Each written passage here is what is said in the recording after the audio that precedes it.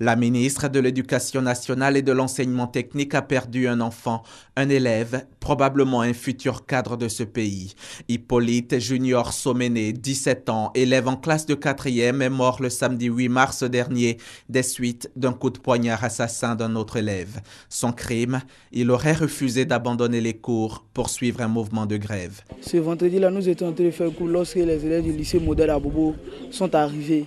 Ils disent que comme il ne faut pas cours, nous on va sortir de l'école.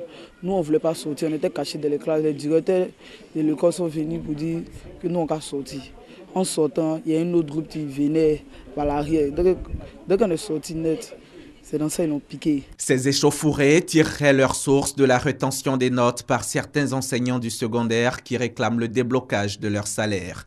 Accompagnée de l'ensemble de ses collaborateurs et du conseil municipal d'Abobo, la ministre est venue consoler la famille. Elle annonce des mesures. Mais des mesures sont prises pour que devant les grands lycées, les grandes écoles, il y ait un détachement de forces de sécurité. Je demande la patience à tous les enseignants, la patience à tous les acteurs du système éducatif de reprendre le chemin de l'école pour faire en sorte que nous puissions bien préparer l'année qui a bien commencé et surtout préparer les examens scolaires pour que nos enfants puissent aller aux examens dans de bonnes conditions, surtout dans des conditions de sécurité. 5 millions de francs CFA sont remis à la famille éplorée au nom du gouvernement.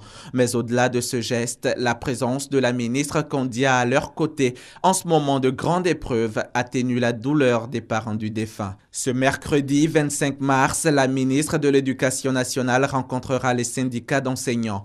Une énième discussion pour tenter de ramener la sérénité à l'école, tout en espérant que la température baisse et que le calme revienne dans nos établissements scolaires. L'avenir des 5 millions d'élèves de Côte d'Ivoire en dépend.